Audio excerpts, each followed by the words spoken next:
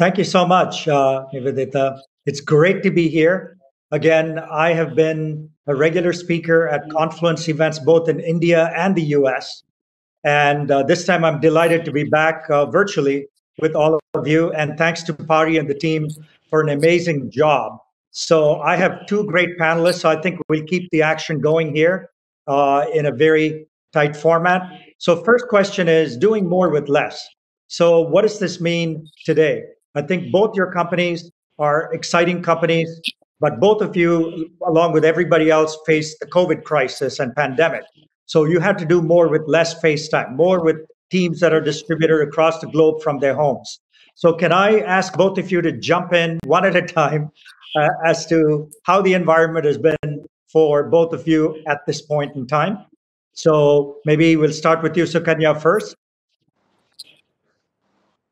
Sure. Thank you so much, MR. And thanks, Zinov, for inviting us to this wonderful confluence, the first of its kind, totally virtual.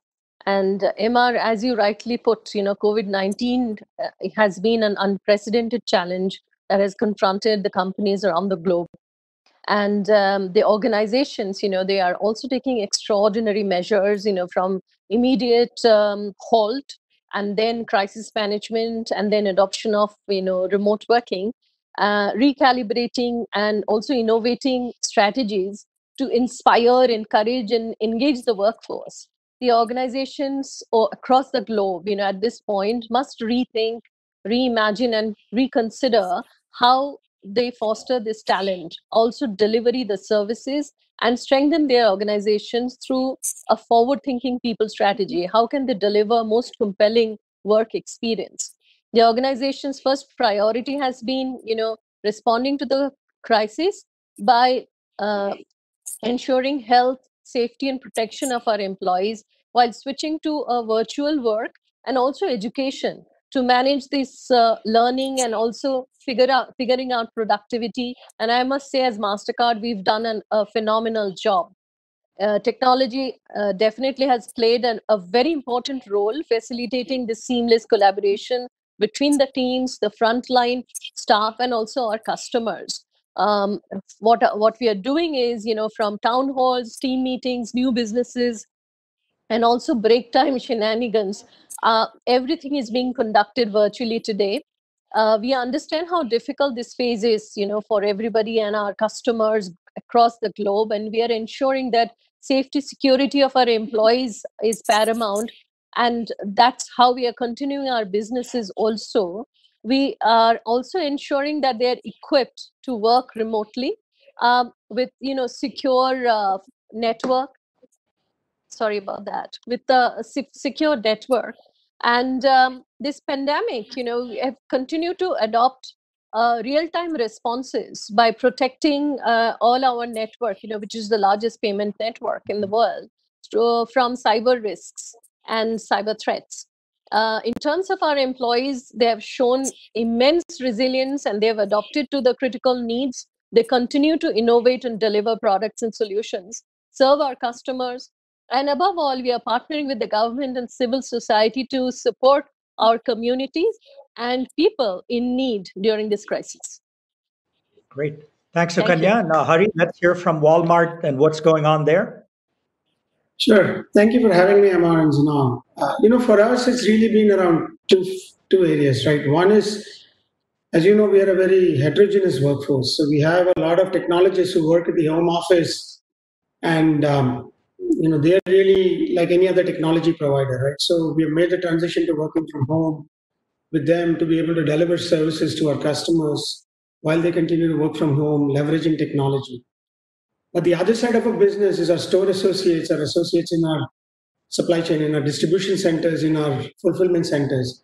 Now that's work that cannot be done from home, right? So how do we keep our associates safe at a time when they're providing essential services for our customers? So we put in a lot of process as well as technology in place that allows our associates to be safe in the stores, in the distribution centers, while still allowing them to serve our customers like they've always done, right? So whether that means that you're putting in technology that allows more contactless delivery of goods to homes, whether that allows creating one-way aisles in our stores through just enforcing process and make sure that you have appropriate signage in the stores and so on. So it's been a very interesting mix of technology and process for us. But the key has always been to keep our associates safe and to continue to serve our customers and keep them safe as well during this time. Great, terrific. Two very different businesses doing amazing work. Let me switch to what the previous keynote said about digitization, right?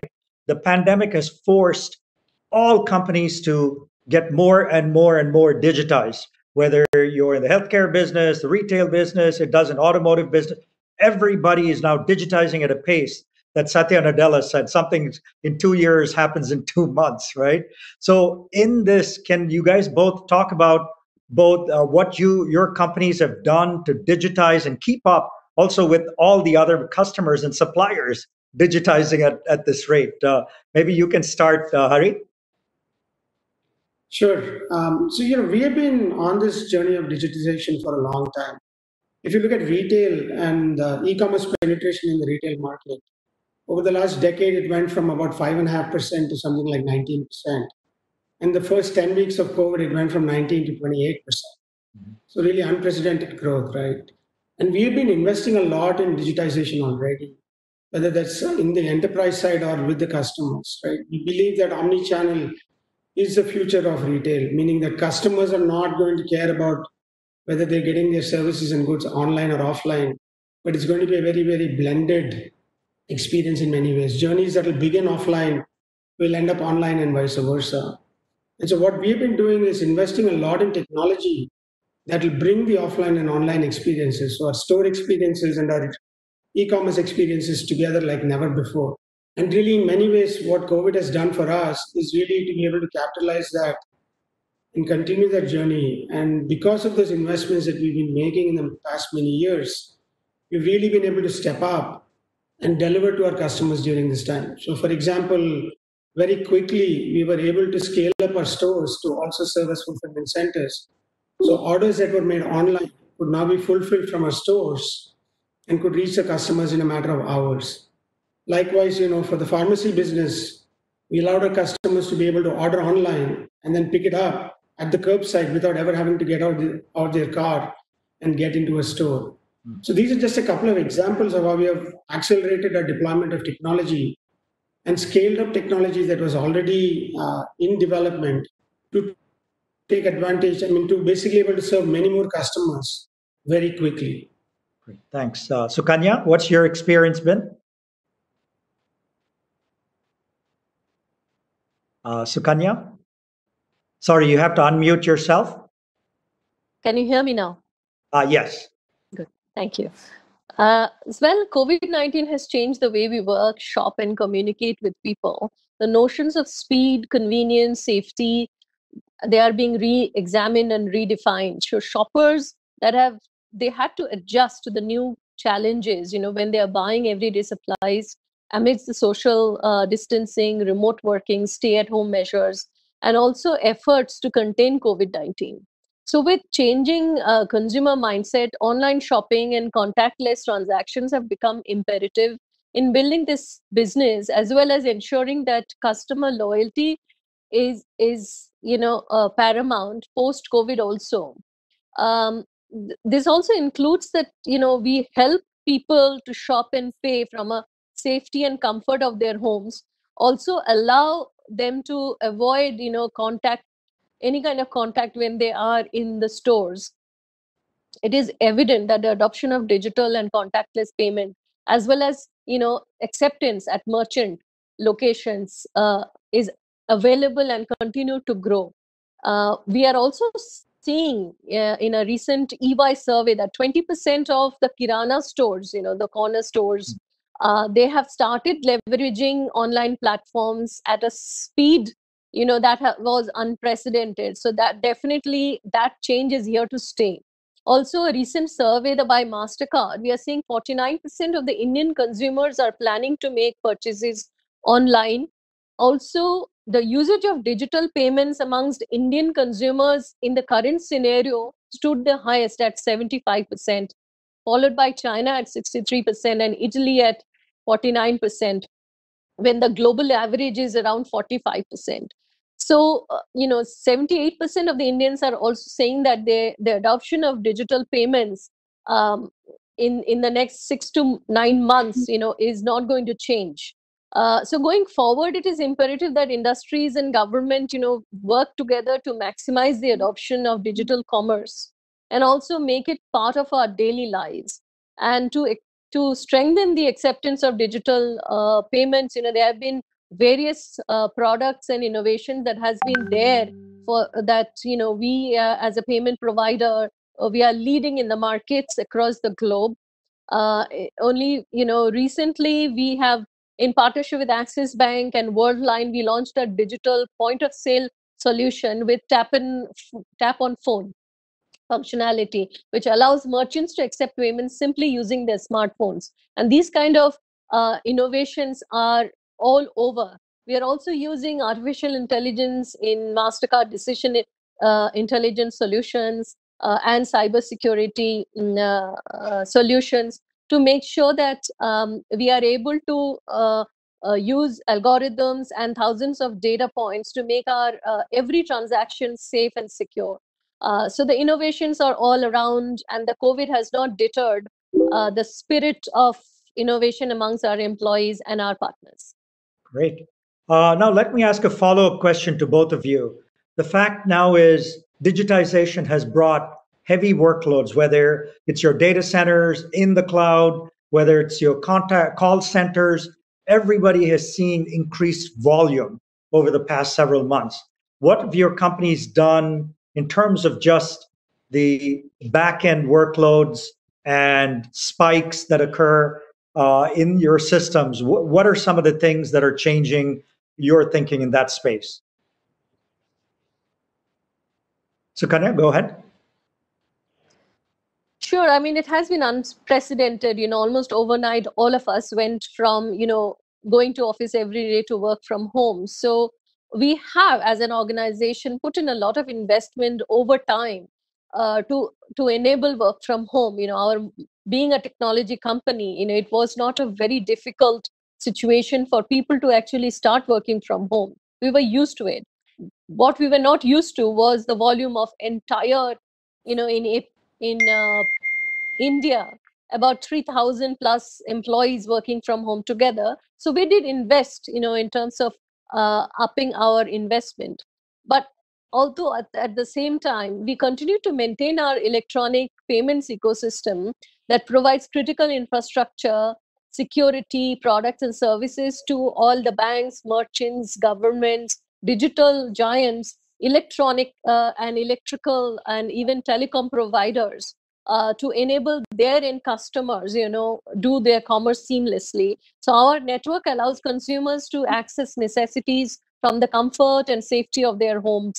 Moreover, we have worked with government and civil societies, now making sure that even small merchants, MSMEs, and the farmers are not overlooked. Recently, we have invested 250 crores in the Indian market for the next 5 years, using our technology network, our knowledge and expertise to educate and accelerate the digitization of the small merchants. So our network is very well equipped and resilient to do that. Great. And Hari, what about Walmart? I know your workloads across the board, whether it's phone apps or your data centers or your stores, have increased tremendously. So what's happening there? Yep. Yeah, for us, it's really two things, right? Like Sukanya mentioned, obviously, from an associate and employee perspective, it's about facilitating employees to work from home more easily, more comfortably, right? Whether that means increasing the capacity of your VPN concentrators or corporate networks, but also enabling associates to be more productive, right? By giving them help in order to buy a UPS at home so that they're not caught with the constraints around the electricity availability and so on and so forth. But on the customer side, right, as you know, retail is a very spiky business. And we have these peaks that are typically 10, 20, 30x of normal loads during holidays. Well, because of COVID, every day has now become a holiday, practically speaking, from a business perspective, meaning that we're seeing loads that are 10, 15x of our normal loads on our online systems, right? So we have had to put in a lot of infrastructure to be able to scale our systems.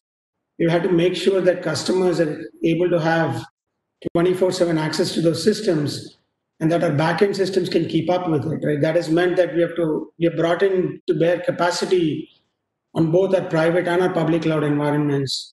We have actually made a lot of changes to our mobile applications on the phone, all with the essential goal of making sure that we are continuing to serve our customers, right? And then obviously because of the situation with COVID, many of our customers, especially our senior citizens, don't want to come into contact at all. So even when they do delivery at home, they make a choice of a contactless delivery option. What that means is that in the application they can choose to have contactless delivery, which then gets flagged with our drivers. Our drivers just go to the home and leave the order outside the house, take a picture and upload it to our backend system.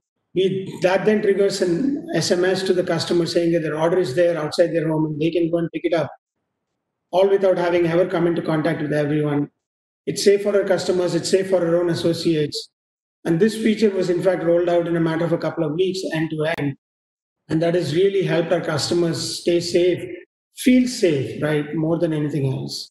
Right. And so it's just been a continuous journey of innovation, I would say, both in terms of features as well as in terms of scaling those features to have impact on customers worldwide. Oh, this is terrific. Great examples from both of you. Now, moving on to the whole value chain, supply chain itself. You have customers, but you also have suppliers, right? So, and they're also doing more with less. So, what is your strategy with your supply base? How are you dealing with COVID and the supply base itself, Hari? So, we've always worked very, very closely with our suppliers, right? We've had products that allow us to aggregate insights and share it with our suppliers on an ongoing basis so that they can make decisions in real time around which categories to, stock up more, which categories to replenish and so on. So we have continued that journey. But in addition to that, what we've also discovered is that because of the panic buying, at times, our ability to keep our shelves stocked, especially in the stores, has been a challenge, right? So what we have done is we have tapped beyond our first party ecosystem to a third party ecosystem. And our marketplace business has grown significantly ever since COVID started. And what we have done is we have invested very heavily in our marketplace business. And we have brought in a lot of suppliers with new tools to be able to tap into the supplier channel, into third party sellers, and become a true marketplace so that we can tap into their supply chains to be able to bring goods into our stores that then our customers can actually avail of, right? And that has worked really, really well for us. And the key there has been the use of AI and ML to really take search queries coming in from customers to be able to translate that and to match it with marketplace sellers who we believe are best positioned to be able to serve that customer with that need. And that has meant that we have had to build new algorithms to ensure that our marketplace sellers, the right marketplace sellers, are surfaced up in the search results so that when our customers choose to interact with the sellers, they're not disappointed. The quality of the good, the quality of the service, the delivery times promised are all exactly as what the customer expects. And that meant that we have to bring in a lot of technology to bear to really achieve the right blend between our first party sellers and our third party sellers. And that's again innovation that our associates have managed to roll out very, very quickly.